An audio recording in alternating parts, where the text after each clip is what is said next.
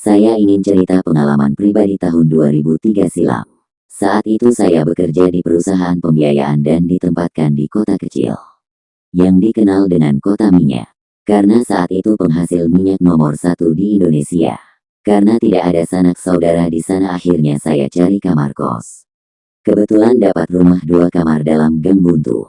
Jadi rumah ini berada di belakang rumah induk, namun masuknya dari gang di sebelah rumah induk, dan dalam gang ini hanya ada 2 rumah yang saling dempet dan berada dalam satu pagar. Depan dan samping rumah itu masih tanah kosong dan tumbuh banyak pohon besar, dan salah satunya pohon besar ada di depan rumah seberang jalan. Teman kos saya ini teman satu kerja. Lebih tua dari saya dan orangnya alim namun pendiam. Jadi meski satu rumah namun banyak habiskan waktu di kamar masing-masing kalau lagi tidak kerja. Tetangga samping rumah itu ibu muda, bahkan usianya lebih muda dari saya yang saat itu umur 22 tahun. Namanya Wulan. Sedangkan suaminya sepertinya sudah berumur di atas 40 tahun.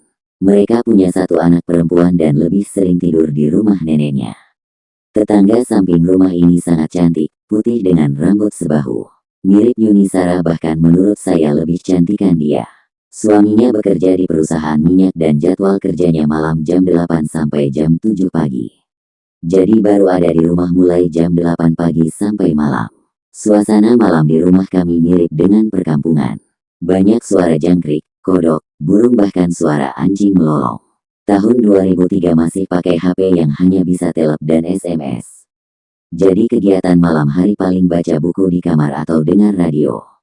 Rumah saya dan tetangga itu saling dempet, jadi kalau ada suara dari tetangga akan kedengaran sangat jelas karena bagian atas hanya dilapisi oleh sekat papan dan tanpa plafon. Jadi saya bisa dengar bila mbak di samping lagi nyanyi atau cerita dengan anaknya bila anaknya tidur di rumah. Saya dan suaminya jarang jumpa apalagi ngobrol karena malam dia kerja dan baru pulang pagi. Paling say hello aja kalau kebetulan dia mau kerja dan saya ada di teras rumah. Sementara saya pagi udah berangkat kerja dan pulang malam. Kalau sama istrinya sempat beberapa kali ngobrol kalau kebetulan saya lagi duduk di luar dan istrinya lagi nungguin tukang bakso lewat. Istrinya selain cantik ternyata juga ramah. Malam itu hujan baru berhenti saat saya baru pulang dan di depan gang saya lihat suami tetangga lagi di depan gang berdiri menunggu mobil jemputan karyawan.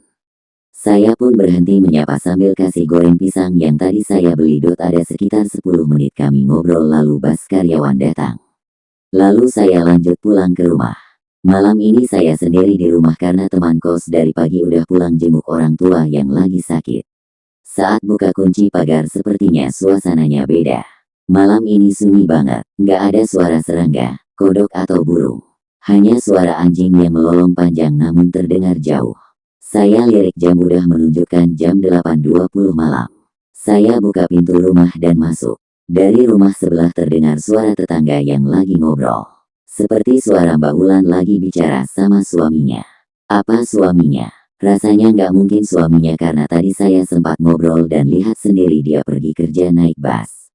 Kalaupun dia nggak jadi pergi, nggak mungkin dia lebih dulu sampai rumah karena dia jalan kaki masuk gang sementara saya naik motor. Saya berpikir positif aja, mungkin itu saudara lelakinya atau saudara suaminya yang lagi datang bertamu.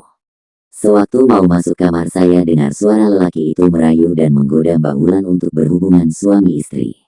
Tapi terdengar Mbak Wulan mengulur waktu karena mau makan dulu. Lalu suara pria di sebelah terdengar lebih keras memaksa bahkan dengan kata-kata kasar dan mengancam, dan kemudian terdengar suara barang pecah. Saya berlari ke depan menuju pintu rumah Mbak Wulan kemudian mengucapkan salam dan mengetuk pintu. Sekali, 2 kali nggak dijawab. Saya ulangi ketuk lebih kuat dan kemudian terdengar langkah kaki menuju pintu. Mbak Wulan membuka pintu dan dia tanya ada perlu apa. Sambil dia merapikan rambut dan baju dasternya yang tersingkap. Maaf Mbak, mau tanya Bang Arjun lagi di rumah ya? Saya ada urusan penting yang perlu diselesaikan. Iya Bang Arjun lagi ada di kamar. Malam ini nggak jadi kerja. Besok pagi aja ya. Malam ini abang sepertinya nggak mau diganggu, jawab Mbak Wulan sambil mengangguk minta izin nutup pintu. Entah kenapa waktu itu saya yakin ada yang aneh. Jadi saya menahan pintu dan memanggil keras ke dalam. Bang Arjun, Bang Arjun. Mbak Wulan sepertinya heran dan kesal lihat saya teriak panggil suaminya. Saat itu hujan kembali turun deras. Tunggu bentar, saya tanya abang ke dalam dulu, kata Mbak Wulan sambil kembali menutup pintu. Nggak berapa lama terdengar suara teriakan Mbak Wulan dan kemudian langkah berlari menuju pintu. Dia membuka pintu lalu keluar, lidahnya keluh, matanya membelalak dan muka pucat sambil menunjuk ke dalam. Saya masuk ke dalam dan menuju kamar. Namun tidak ada siapa-siapa di dalam. Hanya di atas tempat tidur saya lihat banyak bulu hitam yang bertebaran. Saya kembali keluar rumah, saya lihat Mbak Wulan masih di depan rumah duduk sambil menggigil ketakutan. Lalu saya bawa dia ke rumah dan beri minum air putih. Setelah beberapa saat baru mulai tenang dan dia cerita sewaktu masuk lagi ke kamar mau kasih tahu suaminya kalau saya lagi cari. Yang dia lihat sosok hitam besar dan berbulu lebat lagi berdiri telanjang di atas kasur. Matanya merah seperti lagi marah. Setelah itu dia lari dari ke pintu depan temui saya. Setelah hujan reda saya antar Mbak Wulan malam itu ke rumah orang tuanya. Keesokan paginya suaminya datang dan ucapkan terima kasih dan hari itu mereka pindah rumah.